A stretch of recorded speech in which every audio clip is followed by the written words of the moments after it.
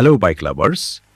India এবং বাংলাদেশের CC লিমিটের মধ্যে যদি এমন কোনো বাইক থেকে থাকে যা তরুণদের স্বপ্নের রাজপুত্র, তবে সেটা আর কেউ নয়, ইয়ামাহা R15 সিরিজ। শুরুর দিন থেকে আজ পর্যন্ত এই স্পোর্টস বাইকের ক্রেজ দিন দিন কেবল বেড়েছে, কমেনি। বর্তমানে এই সিরিজের সবথেকে জনপ্রিয় এবং হাইয়েস্ট ফিচার লোডেড ভ্যারিয়েন্ট হল ইয়ামাহা ভার্সন 4 R15।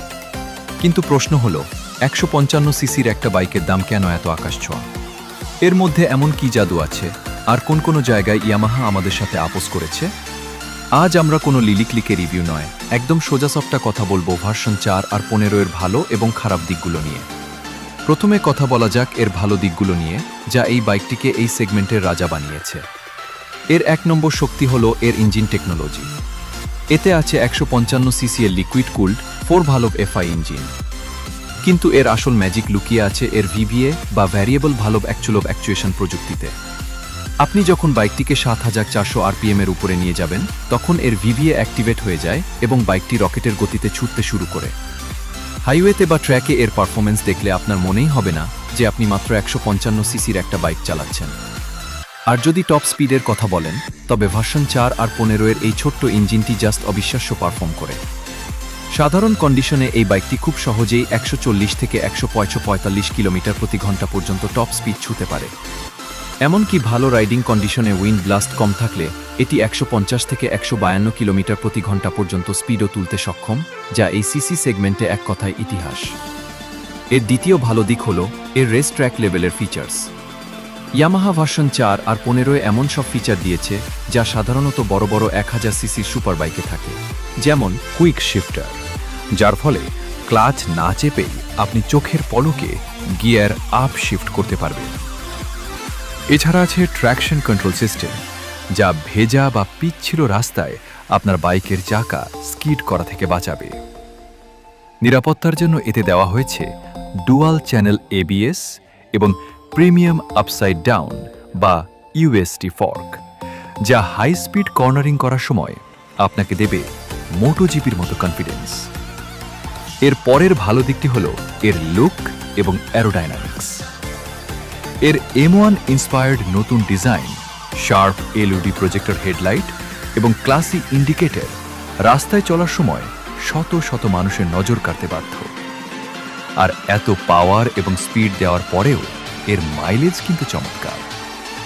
শহরে এটি প্রতি লিটারে প্রায় 40 থেকে 45 কিলোমিটার এবং হাইওয়েতে সহজে 50 কিলোমিটার পর্যন্ত মাইলেজ দিতে পারে, যা এক কথায় অসাধারণ।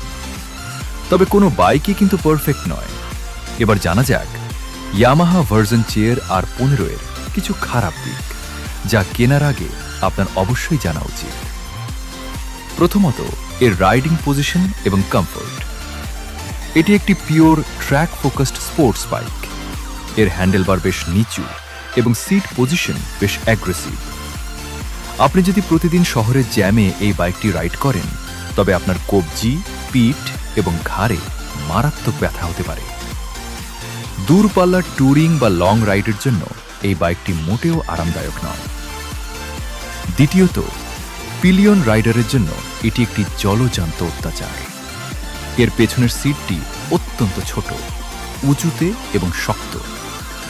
ফ্যামিলির কাউকে নিয়ে বা কোনো পিলিয়নকে পেছনে বসিয়ে রাইড করা এই বাইকে প্রায় অসম্ভব। পেছনের যাত্রীর ধরে বসার মতো কোনো ভালো গ্র্যাব রেলও এতে নেই। তৃতীয়ত, এর চড়া দাম এবং পার্টসের খরচ। 155 সিসির একটি বাইক হিসেবে ভার্সন 4 R15 এর দাম অনেক বেশি, যা অনেক সাধারণ বাইকারের বাজেটের বাইরে।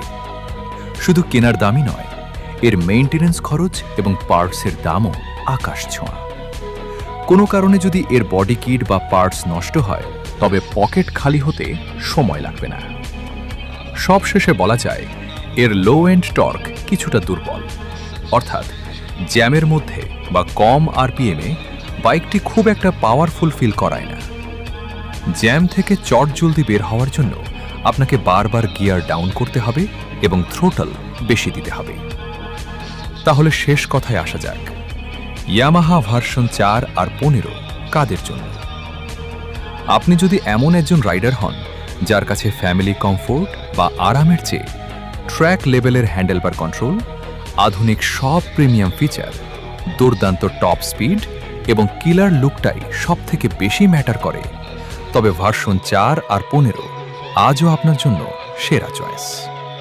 আপনার কি ইয়ামাহা ভার্সন 4 আর 15 ভালো লাগে? কমেন্ট বক্সে আপনার মতামত জানান। ভিডিওটি ভালো লাগলে লাইক করুন এবং সাবস্ক্রাইব করতে ভুলবেন না। Ride safe, ride hard.